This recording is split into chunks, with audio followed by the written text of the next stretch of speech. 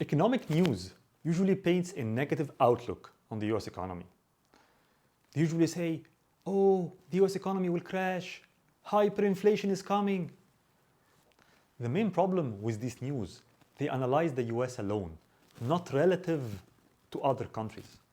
In this video, I will argue that the US, compared to other countries, remain and will continue to be the #1 world economy. And the US equity market offers the best return relative to the risks.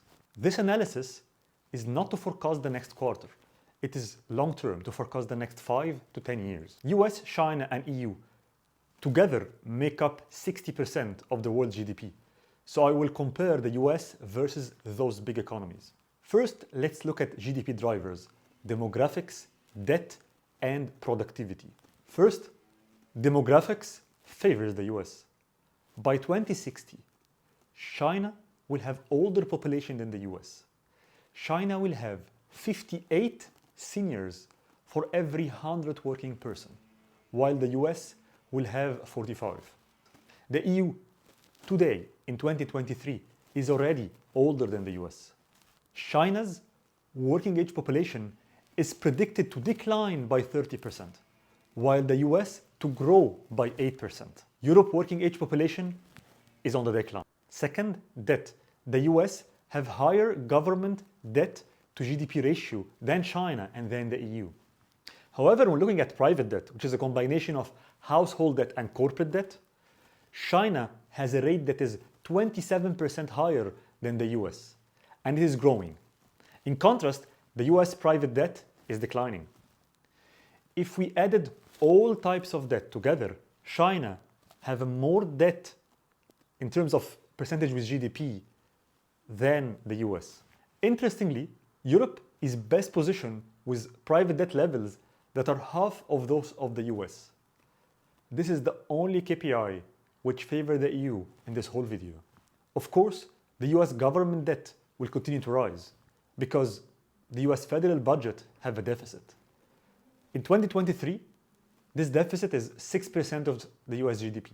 Many opinions say that US spending more than they earn is unsustainable. But I don't understand. Why is it unsustainable if other countries, including China, Japan, India, and several EU countries, are doing the same and even have larger deficits than the US? On top, a deficit is not necessarily bad if it is invested in projects that generate positive ROI. Also, those deficits can also be good if it is a distribution of wealth. If the government is taking from the rich, giving to the poor, it reduces the tensions between the rich and the poor, which in turn gives economic stability. How about productivity? Main driver to improve it is technology. And the most important technology is artificial intelligence. Here, the US currently is clearly in the lead. China is catching up, but is slowed down by the US banning China from acquiring advanced chips. The EU is again trailing behind. And the most important driver for developing technology is talent. Where does talent go? To the land of the free, home of the brave. The United States of America is ranked way above China and the majority of EU countries in terms of attractiveness for global talent. On top, the US universities are best in the world. How about comparing currencies? People will say, oh, the US Federal Reserve, they are printing money. This will lead to hyperinflation. But this looks only on the supply side. How about the demand for dollars? The US dollar represents 60% of the foreign currency reserves, 65% of the world's debt, 80% of the world's trade is happening in US dollars. 85% of foreign transactions is in US dollars. If a Turkish company wants to do a business with a Mexican company, they need the US dollar to make the exchange. There is more US dollars offshore traded outside the US than inside the US. So the demand on dollars is very high. Everyone needs dollars to do business. Does this mean the US can print to infinity? Of course not. But because of this high demand of dollars, the impact of the Fed, the US Federal Reserve, printing, let's say, $1 trillion isn't as detrimental for the dollar value as it would be if another central bank, for example, the ECB, were to print 1 trillion euros. The devaluation of the dollar in this scenario would likely be less severe, and thus the American Federal Reserve can afford to print more. Some might think that the currency unions like the BRICS are posing a threat to the US dollar. I don't think so. The BRICS countries are in different development stages and they have conflicting interests. So making an alignment on a common currency or a common monetary union is very, very difficult. Even the EU, which is a more homogeneous union, is already struggling. So other currencies are not a threat to the US dollar. So is hyperinflation really a threat? No, because there are drivers for increasing inflation, but there are also opposite drivers for decreasing inflation. So inflation can exist in the US moderately, hovering around, let's say, 3%. So what can increase inflation? 4 factors. Number 1, decoupling from China. 2, higher defense spending given the tensions with Russia and China. Number 3, the energy transition. Number 4, higher wages driven by tightening immigration policies. There are today 0.6 unemployed US person per 1 job opening. On the other hand, there are factors that will help reduce inflation, which are: number 1, aging population who spends less. Number 2, the supply chain bottlenecks caused by COVID are now resolved. Container freight rates are back to pre-COVID levels. And it's unlikely we get in the next 5 to 10 years another event in the same size of COVID that will close ports and will disrupt supply chain. Number 3, the high interest rates by the US Fed automatically will lead to rising bankruptcies, like what happened to Silicon Valley Bank. It will lead to increased unemployment, those bankruptcies, and thus lower demand, and thus lower prices.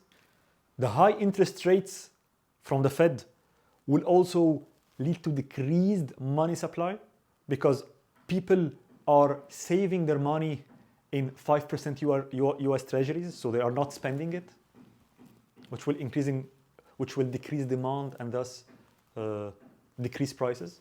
Also, the Fed increasing interest rates makes loans become very expensive, so people won't buy real estate and won't buy cars or will buy less, and thus prices will fall. And it's already happening. The US inflation is already improving better than major countries, which increases the investor confidence in the US Fed ability and determination to achieve its goal of price stability and full employment. Now, let's look at the US equities, the stock market. US remain the top choice for foreign investors. The US equity market makes up 62% of the global equity market, despite only contributing 25% of the world GDP.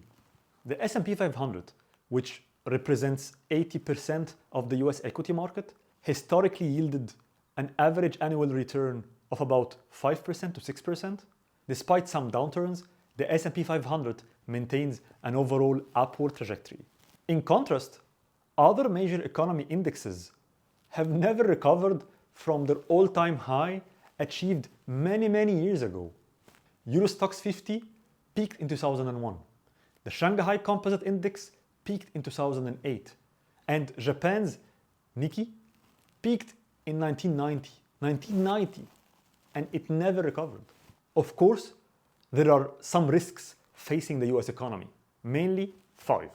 Number 1, internal conflict due to unwise political leaders and wealth inequality. Number 2, a possible war with China or Russia. Number 3, if China surpasses the US in AI technology. This is a big risk. Number 4, natural disasters, but this is a risk for all other countries. Number 5, if the US cannot find lenders to fund its budget deficit, either because some lenders want higher interest rate or because some lenders are afraid of the US sanctions. So the US just taking their money. If this happens, the US will be forced to increase its 20 and 30 years treasury bond yields, which will affect the stock market, the equity market negatively. Those risks, how will they affect the stock market? What will be the impact? Maybe it will crash 55% like in 2009, so people lose half their money, or decrease by 32% like COVID in 2020, so you lose a third of your money. Of course, it's possible, but is it a high risk or is it a low risk? If your investment is for the short term, it's very difficult to evaluate the risk. If it is for the long term, for the next 5 years or 10 years, then I think the US equity risk is really the lowest risk compared to other major economies. Looking historically, every year there are instances of market declines, even big declines. However, within the same calendar year, the US equity has produced a positive annual returns 32 times out of the past 43 years. The gray lines above the x-axis, which represents these positive returns, outnumber those beneath the x-axis, signifying a higher prevalence of positive returns. So what is the secret of the success of this upward trend of the US stock market? I guess it is because the majority of the US society and its component of the society have an incentive to keep the S&P 500 high. So between 51 to 61% of American own stocks, while only 20% in Germany versus 7% in China. See? And 93% of the Congress members own equity, own stocks. In addition, 70% of the US GDP comes from consumption. If the stock market, if S&P 500 crash, people will feel poor and will consume less. And the US can't make consumption decline, or else their GDP will decline. If the US equity market crashes, if the S&P 500 crashes, everyone in the US will get affected negatively. Republicans, Democrats, rich, poor, young, old, owning a business or being an employee, even the US Army members will be affected negatively.